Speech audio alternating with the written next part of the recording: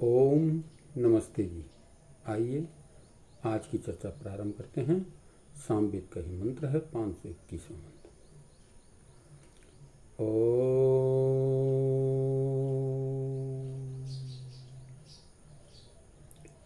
पवस्व वाजसा तमोभि विश्वानि वार्य त्वं समुद्रः प्रथमे विधर्मं देवेभ्यः सोममत्सरः। सोम, हे अमृत परमात्मन, वाजसातमः अन्नादि पदार्थों के अतिशय दाता, मत्सरः आनंद स्वरूप और आनंददायक, त्वम आप विश्वानि सब, वार्याः वर्णीय स्रोतों को अभिलक्ष्य करके, प्रथमे विशाल व श्रेष्ठ, विधर्मन विशेष करके धारण, समुद्र हृदयांतरिक्ष में, देवेभ्य अपने उपासकों के लिए, पवस्व अपनी प्राप्ति का विधान कीजिए। तो ये इसमें चर्चाएं हैं और मंत्र में बात कही गई है कि वह परमात्मा क्या है, अन्नादि पदार्थों का दाता है। संसार में जो कुछ भी भोज्य पदार्थ हैं उन सब का दाता वह परमपिता परमात्मा ही है। जो भी हम चाहते हैं वो सब का दाता, उन सब का देने वाला वो परमपिता परमात्मा ही है। दूसरी बात कही गई है कि आनंद स्वरूप के आनंद का प्रसाद मिल सकता है, उसी से मिल सकता है। उस परमात्मा के पास ही आनंद का भंडार है, हम उसी से आनंद को प्राप्त कर सकते हैं। और तीसरी बात कही गई है कि उस परमपिता परमात्मा को ढूंढने के लिए कहीं जाने की आवश्यकता नहीं, वो इस हृदयांतर के अंतर ही मिल सकता है। तो चर्चा करते हैं। पहली बात कही गई है कि जो कुछ भी अन्नादि भंडार हैं इन सब का दाता वह परमेश्वर ही है। वह परमपिता परमात्मा ही सबको देने वाला है। और इसी बात को और विस्तृत करते हुए आपको बताएं कि कहते हैं एक बार अकबर बादशाह का जंगल में भ्रमण हुआ और भटकते भटकते बहुत दूर पहुंच गया, रास्ता भटक गया और चलते चलते जंगल में एक गडेरिया मिला। दिन भर का थका हारा था। गडेरी के पास रूखी सूखी रोटियां थी। उसने कुछ रोटी बादशाह को दी। उसको क्या पता ये बादशाह है क्या है, ने रोटी खिलाई, पानी पिलाया। बादशाह उससे बड़ा संतुष्ट हुआ और मार्ग का रास्ता पूछते हुए वो अपने नगर को चला। आगरे में रहा करता था। तो उसने बादशाह उसके भोजन से संतुष्ट हुआ, बड़ा खुश हुआ, क्योंकि बड़ा भूखा था और भूख में जब कोई भूखे को भोजन करा दे तो बड़ी संतुष्टि होती है। तो राजा को बड़ा संतुष्ट हुआ और उसने गडेरी से कहा कि भाई कभी आवश्यकता पड़े तो मेरे पास आगरे चले आना, मैं आगरे में रहता हूँ, मेरा नाम अकबर है। गडेरी अपना भेड़ बकरियों पर बस हो गया। बादशाह अपने दरबार पहुँच गया। एक समय आया कि गडेरी की भेड़ सारे एक एक करके मरने लगे बीमारी से और दयनीय स्थिति पर पहुँच गया। खाने के लाले पड़ने लगी। तो एक बार उसकी पत्नी ने कहा कि भाई आपको कभी एक आदमी ने कहा था कि भाई कोई ज़रूरत पड़े, आवश्यकता पड़े तो मेरे पास चले आना, इसने आप वहाँ चले जाओ, उनसे बात करके आओ, देखो कुछ सहायता मिल जाए। ये बेचारे ने अपनी लाठी उठाई, झोला उठाया और चल दिया फटे पुराने वेश में।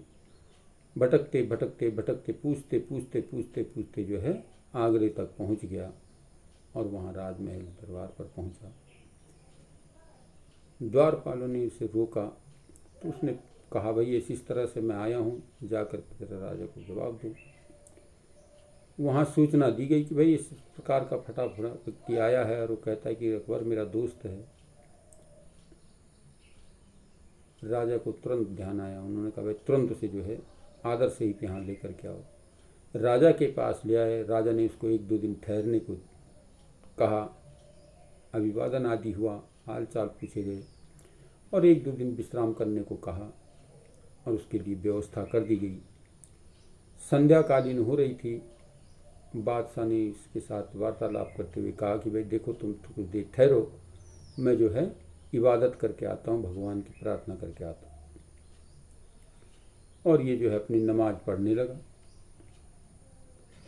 तो गडरिया भी उसको जो है घूर घूर कर देखता रहा कि क्या कर रहा है, कैसे कर रहा है। और मुसलमानों की व्यवस्था होती है, नमाज अदा होने के बाद जो है हाथ फैला करके वो कुछ याचना करते हैं। उसी प्रकार से बादशाह ने याचना की। ये गडरिया देख रहा था। इसके मन में विचार हुआ कि इस बादशाह के पास इतना सब कुछ होते हुए, धनेश्वरी का स्वामी है, और फिर ये क्या मांग रहा है, क्यों हाथ फैला रहा है, किसके आगे हाथ फैला रहा है। और ये विचार करते करते बादशाह का जब इबादत खत्म हुई तो ये बादशाह से पहले ही ये सवाल पूछ बैठा। उसने कहा, भाई महाराज आप ये बताइए कि आप ये हाथ फैला करके तू किससे मांग रहा था, क्या मांग रहा था। उसने कहा, भाई देखो, मैं उस परम पिता परमात्मा से मांग रहा था, अल्लाह ताला से मांग रहा था। उसी की कृपा से मेरे यहाँ सब धन धान्य आदि का भंडार जो है भरा पड़ा है, तो मैं उसी से मांगता हूँ कि बस मुझे निरंतर इसी प्रकार से देते रहना।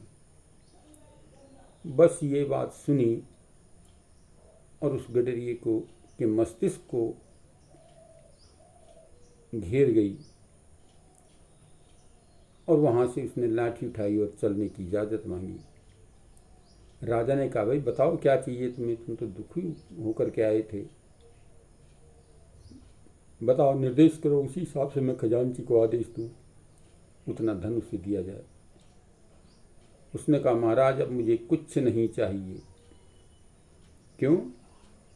क्योंकि जब तू खुद इतना धनवान होते हुए इतना भिखारी के हाथ फैला रहा, भिखारी की तरह हाथ फैला रहा है, तो मैं भी उसी से मांगूंगा, मैं भी उसी की आराधना प्रार्थना करूंगा। इतना तो मुझे दे ही देगा कि जो है 2 जून की रोटी मुझे नसीब हो जाए।